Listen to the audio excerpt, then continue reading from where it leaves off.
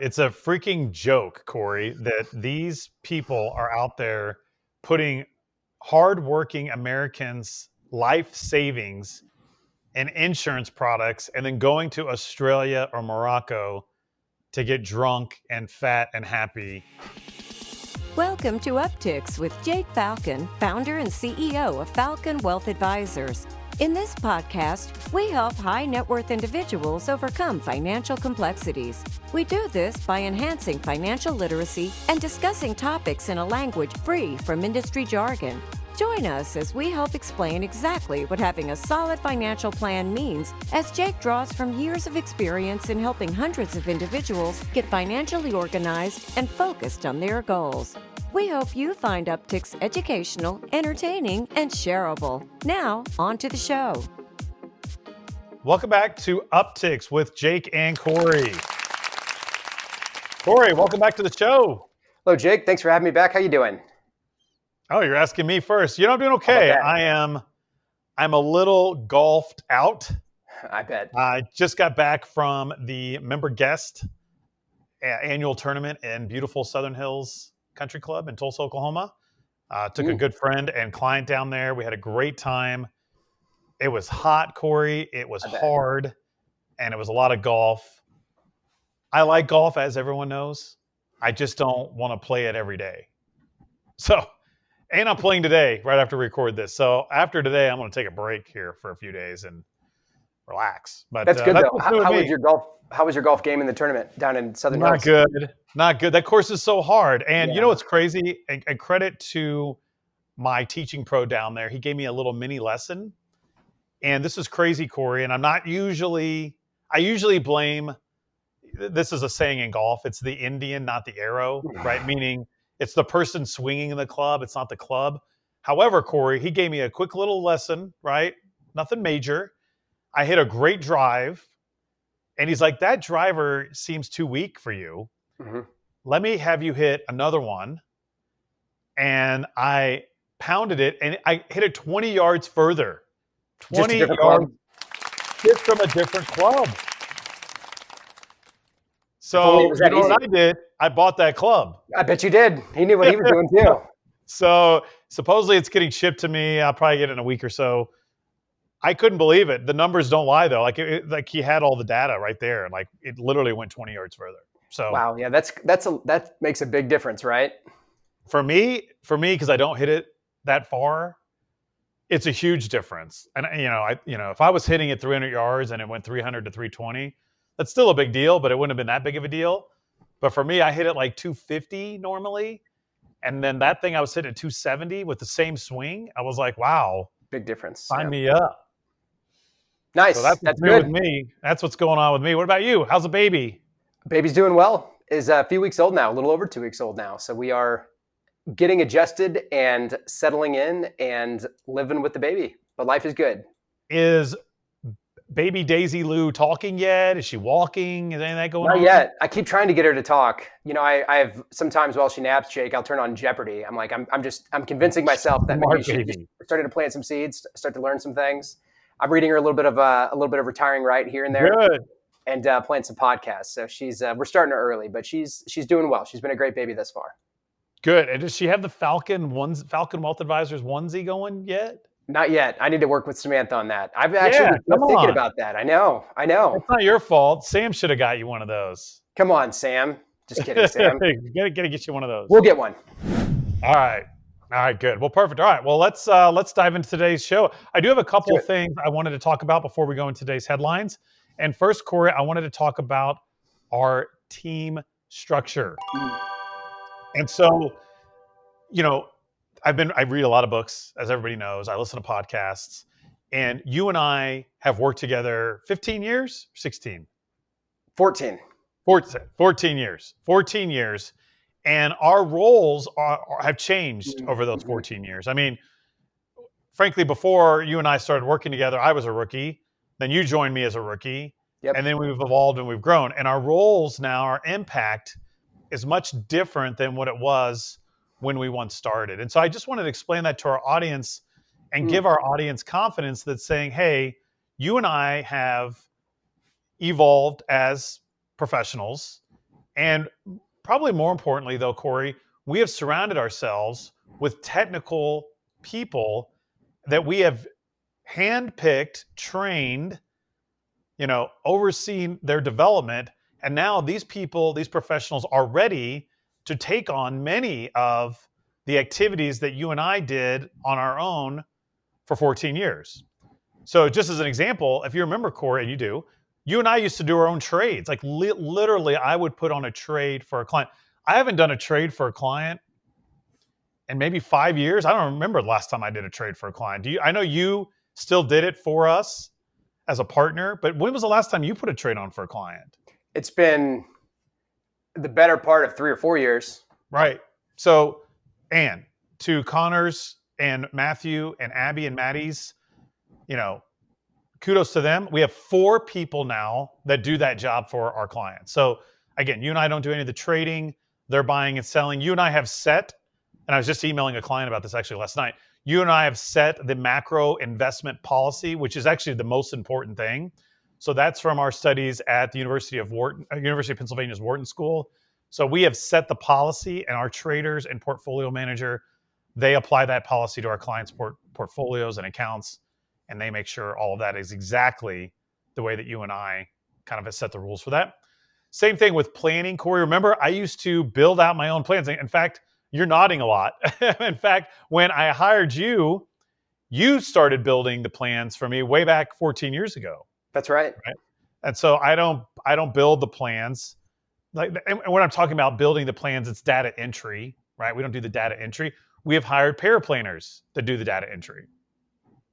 And as part of our evolution and our growing and adjusting the firm, you and I are not taking on nearly as many client meetings. Now, I wish I could clone myself and I still met with every client. Some clients I would meet with for an hour and a half. Remember that? I do.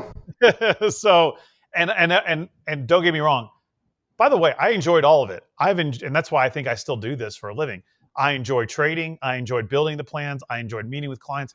I enjoy all of it. The reality is, though, our experience is not best suited for any of those activities. Actually, it's not suited to do trading. In fact, I would argue that particularly Abby Stockman on our team, Cory, I don't know if she's made a trade error. She probably has made a couple, but I have a feeling that you and I made more trade errors. And a trade error, by the way, can get corrected. So I don't want clients to worry about that. But that's when you have to go in and fix it. And she hardly ever does, if ever. And so she's doing a really good job with that. And so my point is, though, is that I wish I could still do all of those things. Just the impact isn't there. And so you and I, our roles primarily now are educating clients. I wrote a book. I got it right here, Retiring Right. We're cranking out this podcast every week. This is our 303rd Palindrome episode that we're doing. And primarily meeting with new clients to get that financial plan relationship established, because I want to hear about the client's goals and objectives. And I want to set the financial planning policy so that then I can take it to our financial planners, Jake Cross and his crew, so that they can do the review meetings from there. So yes, I do still review with some clients because, again, I like being in the mix. However, we're moving to a point, Cory, where I foresee at some point you and I may not review with clients at all. And that's why we've hired the financial planners. Jake is a certified financial planner. So he's versed in estate planning, retirement, tax, insurance, and investments. I'm super proud of Jordan. She recently passed her test and just earned her certified financial planner remarks. So I know she works with you and your clients. Jake works with me and my clients. And so I just want to make that clear with the team and with the clients out there that, of course, you can email me and Cory and ask us things, but just don't be alarmed when I'm going to pull in team members to answer most all of the questions, because our team is in it every single day, and we've trained them to answer these routine reviews and go through those things.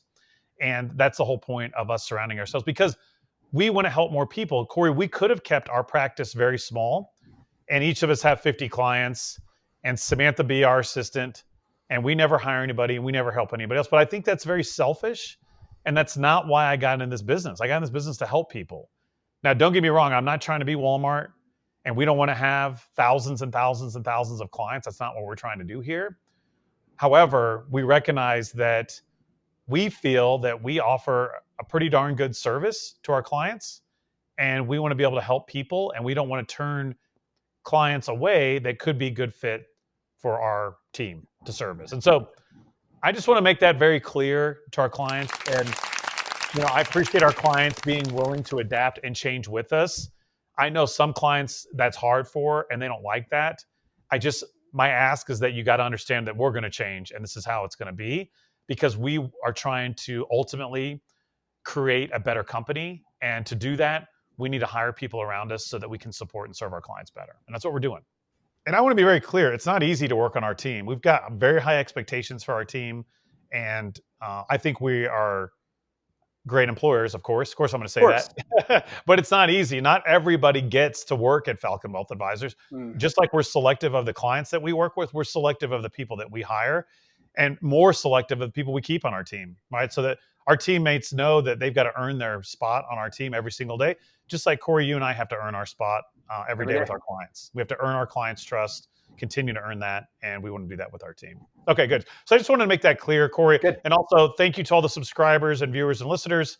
Upticks continues to grow and get bigger, so thank you guys for that. All right, Cory, let's go into today's topic.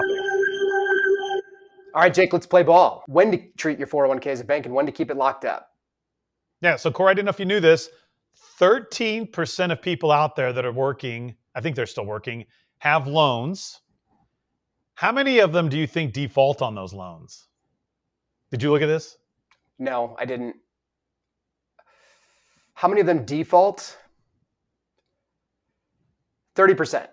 Yeah, good news is only 8. However, 62% default if they lose their job, which is, again, I don't want people to be scared by default. That just means that you don't pay the loan back and it counts as taxable income, and it may be penalized, actually.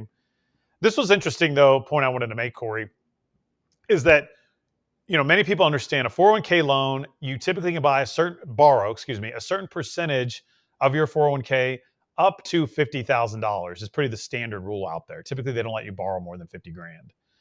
Now, you pay yourself back plus interest.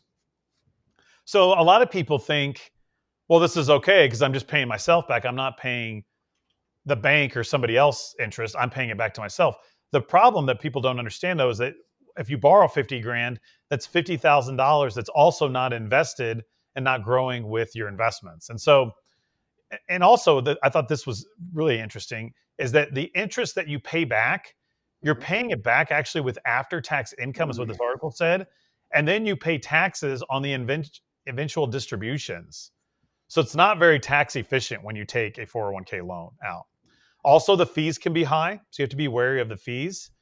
And again, it sounds good paying yourself back because the current interest rate's roughly around 9.5% for most 401k loans. But like I said, you also don't have the money invested. So the bottom line here, Cory, is for our clients, I don't like to get in a situation where they have to do it and pay themselves back. So the 401k loan should be the last resort, not the first option. Let's get that emergency savings built up, right? Let's do some other things to put yourself in a situation where you don't have to tap that 401k for a loan. You have thoughts on this?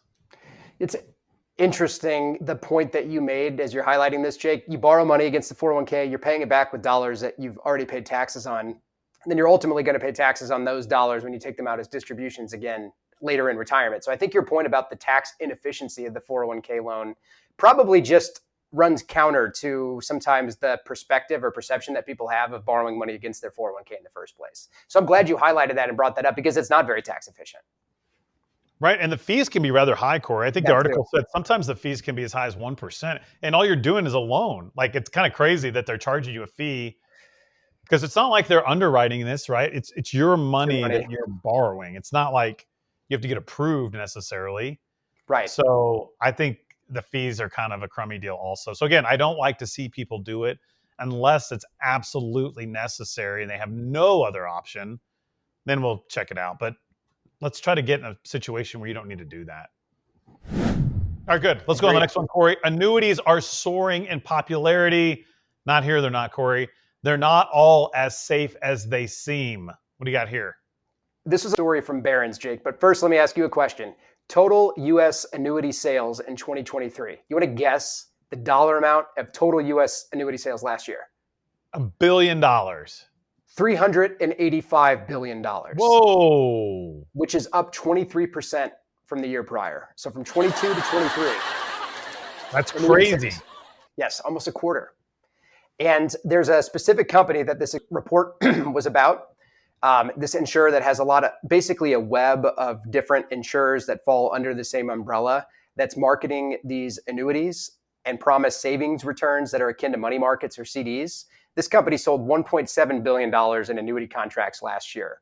The reason I bring this up and that I just wanted to talk about this today, Jake, is because this particular company that's issuing all of these annuities is reliant upon private placements that other insurers and annuity providers are dependent upon as well, that are exempt from federal reporting requirements. So the point is, there are illiquid investments that are inside of these annuity contracts that are ultimately being sold to people as something that's comparable to a money market or to a CD. And they even talked about the rewards, Jake, the contests that these companies do to sell, that brokers and advisors who sell its policies get lavish vacations. And last year, brokers who brought one of these companies the most business were rewarded, Jake, with a week-long trip to Australia. And this year, they're competing for a trip to Morocco, according to a contest flyer inside of the company. So the takeaway from this is, whether it's an annuity, any type of investment product, you asking the question of whether you're buying something or if something's being sold to you, and also know what you own and why you own it. And if something sounds too good to be true, it might be. And ultimately, the caveat emptor, buyer beware, is the reality here that's at play.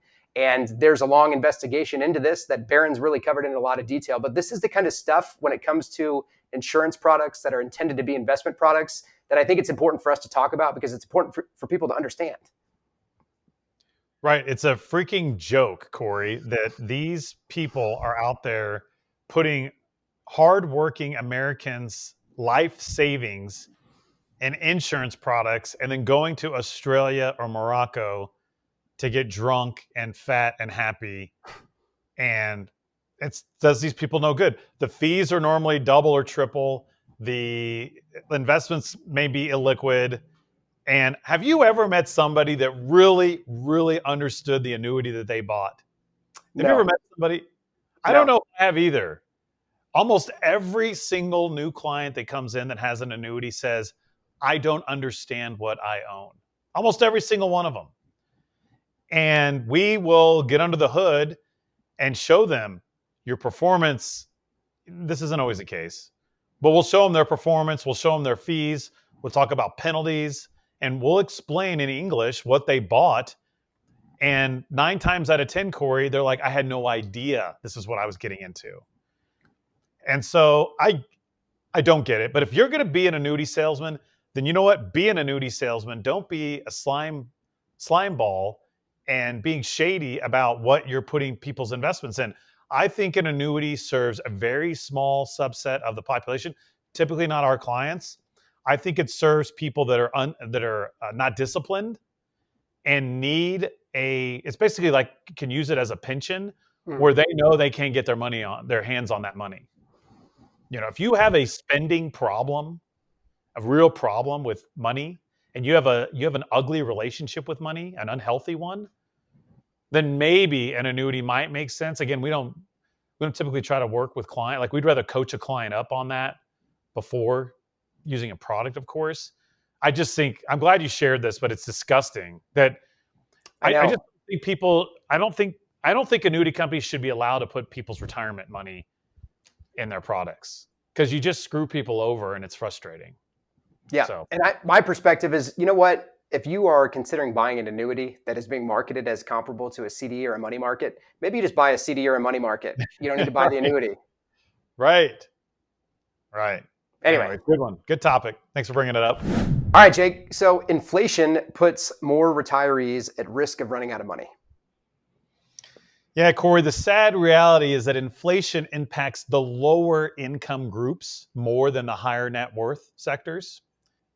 So my point is, if you or someone you know is getting hurt by inflation, it's time that we sit down, or ideally sit down with one of our financial planners, and look at your spending.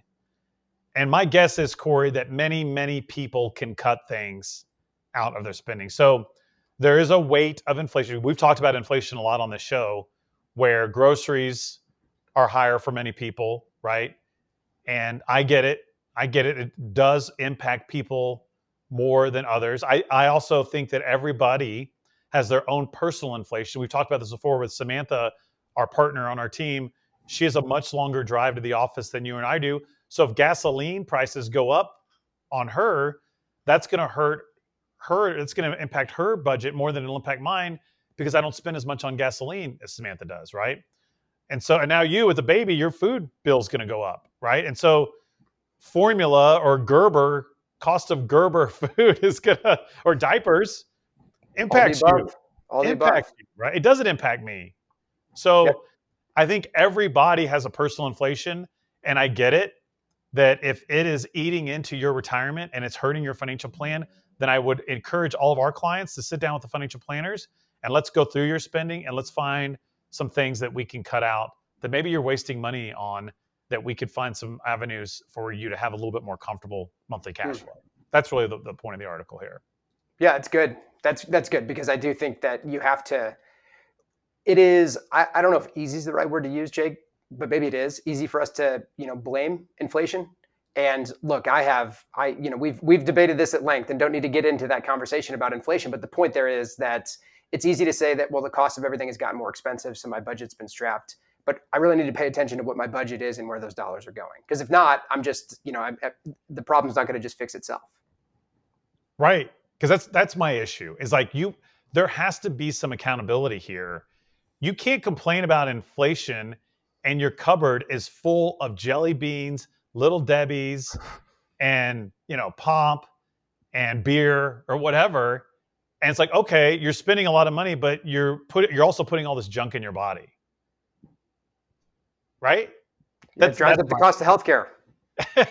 Well, that's my issue though, is like, you can't complain about, food prices if you're spending a lot of money on food that you don't necessarily need. If you really look at your diet and you need fruits and vegetables and maybe lean meats, it's not that expensive to shop that way. I'm telling you, it's all the processed crap that our Western diet is pumped with that costs money. And, again, so my argument is food doesn't need to be expensive. And you go to the farmer's market if it's really that issue.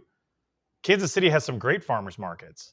It's true. A whole lot cheaper there. You get you can load up there for cheap. Yeah, world of a difference. So anyways, my point is, if you have an issue, if you're feeling the stress and the strain, let's meet with one of our financial planners and let's talk about it. They're happy to help. All right, Cory. Good. Parachute training after jumping. This sounds dangerous. What do you got? I think it is dangerous, Jake. So this is from our friend Carl Richards from LinkedIn. And this was a short blog post, but the point here is that every time markets get turbulent or scary markets show up, the media and investors tend to overreact. And everybody runs around like they're shocked. And the point of this post was just asking the question of, why are we so surprised when these things happen? And he makes the point here that we all know the time to prepare for a crisis is long before you find yourself in one. Just like it's a bad idea to try to figure out how your parachute works after you've already jumped out of the plane, it's too late to do anything about what has already happened. You can't hedge against something that's already occurred. So markets rarely make sense, because the quote market is nothing more than the collective representation of how investors and the media and everybody are feeling. So instead of trying to predict market behavior, put a plan in place and recognize that declines happen in markets. We shouldn't be surprised when they do. Note how it feels the next time that it happens, and remind yourself that you need parachute training before you ever get on the plane. Good one. Carl's good. He's a great guy. He's a good writer too. So very good point. Why is that, Cory? Why do people still, like for our clients, we like to put at least 5 to 10 years worth of income in bonds, but it doesn't matter. The market goes down 2%, 5%, 10%. Some people still freak out on it, even though we know that's going to happen. We know that's going to be a possibility of doing that. Why do you think people still panic about that? It's a good question. There's probably a lot of different factors that influence that for different people and the way that they feel. But ultimately, in my opinion, and what it kind of boils down to is just, it's like if we have the expectation that things are functioning properly if the market's doing well, but things are not functioning properly if it's not doing well, what the market's doing and how it functions are two different things, right? That it's sort of like if you could just invest in stocks and they went up every month and every year forever, there wouldn't be any risk there, right? So the reward wouldn't be there. But the point of investing the money and taking ownership in companies and buying stocks is to benefit from the upside, but know that there's risk along the way. But I do find it fascinating also, Jake, because most of our clients, they've worked and they've saved money for 30 or 40 years and they've dealt with turbulent markets along the way. And I get it though, when the paycheck's going to end, when they're going into retirement, it can be scarier. And we talk about that transition for people. But really more than anything, having the appropriate expectations in place is what can help someone from making an emotional decision that is not the right one at the wrong time. Right. And it's called the risk premium. You're exactly right. If you're going to make money, it's going to be at risk. Now, I blame the media. I think I am confident if let's say a client went a year without watching TV or reading any financial press at all, or talking to anybody about it. And then they looked at their portfolio, and more importantly, they looked at their financial plan first. Like if clients just looked at their financial plans, I wonder how that would change the anxiety levels of certain clients. And another important point is to not compare your performance against the market, compare it against your target rate of return and compare that against your financial plan. And so that's what really matters. That's all that matters, in my opinion, when you're looking at fluctuations in the market. Does my financial plan still work? Yes or no? Right. Yeah, exactly. This also reminds me, Jake, of something that someone told me this years ago. They said the best way to reduce volatility in your portfolio is to look at it less frequently. Right. Well, I think Carl said the same thing. Wasn't it Carl when talked about many people argue that their house was their best investment? It's because they didn't sell it. Yes, it's because they didn't look at the value every day and panic. Exactly. So, yeah. Good. That's a good one, Carl. A good one by Carl. All right, Cory, we got time for one more here. All right, Jake. Forget the rules. How people are building streaming bundles to save money. Yeah, Cory. So just to explain this for our audience. So the article talked about how, brothers and children and parents, you might get Netflix, Mike might get Hulu, your parents might get YouTube, whatever. And the whole family is just sharing passwords, sharing logins, and creating their own bundle, basically. However, not every single person is subscribing to Netflix, right? There's one Netflix account. And some of these people in this article are like extreme. Okay. It goes crazy. And so my question is, what do we think about this? I think it's frowned upon, and I'm sure it violates the policy of a lot of these bundling services, but it doesn't seem like they really care, because I think they would crack down on it harder if it was an issue. But what are your thoughts on this? I think some of these companies, and maybe it's Netflix, I think some of them have actually cracked down a bit, where like the device that you're using and where it's located and understanding that it's all in the same household. I could see that coming, in due time, where more companies are going to want to just protect their content and their data, and they're going to want the people paying for it to ultimately only be the people that can see it. But my opinion about it is it doesn't surprise me. I've done it. I've participated the same way that other people have. Probably not as extreme as the story that you're describing here, Jake. But I do think that it does come down to, if you were the one spending the money on, is it worth it?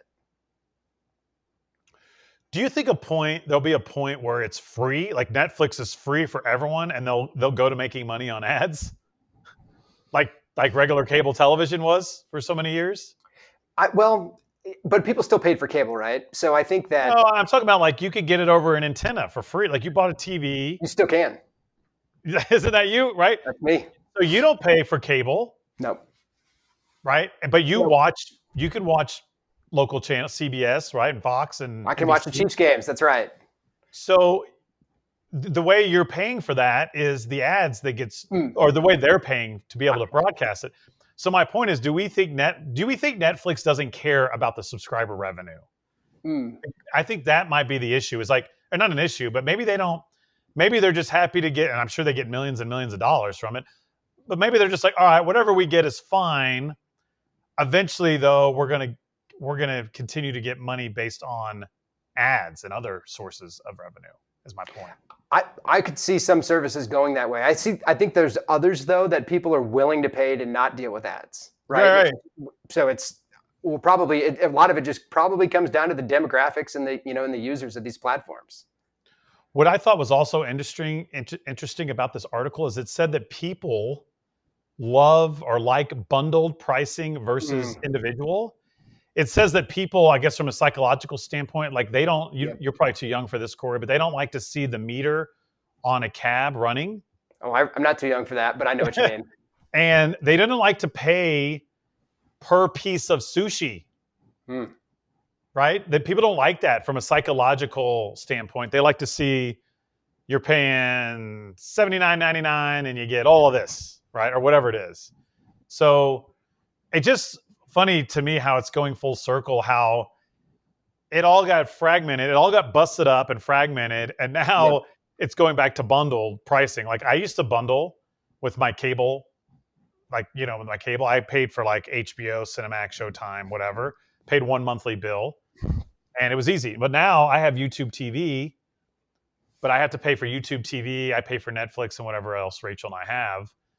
So I think I would like to see it all bundled into one again. I don't know when that'll happen. I know one nice cable that could just plug into the back of your TV. What if we just go full circle?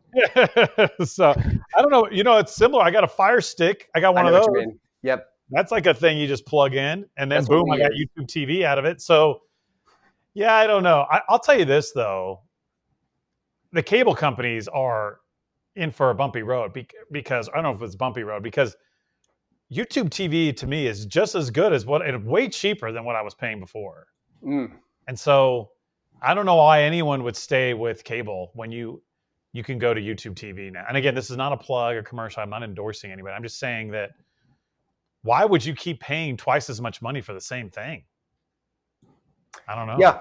And this is not passing judgment, but this is more just for me, Jake. And I find myself like I literally every month I look at the credit card bill. And one of the things I like to do is I like to go through and look at everything that's recurring. So just remind myself once a month, what is all the stuff that I'm paying for every single month?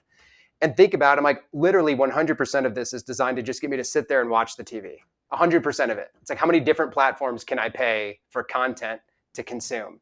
Where the flip side to it is, do I need all of those platforms? Is it important that I've seen every single TV show? Does that really matter to me? Those are the questions for me to ask myself to ultimately determine how I'm spending my money and whether or not it's worth it.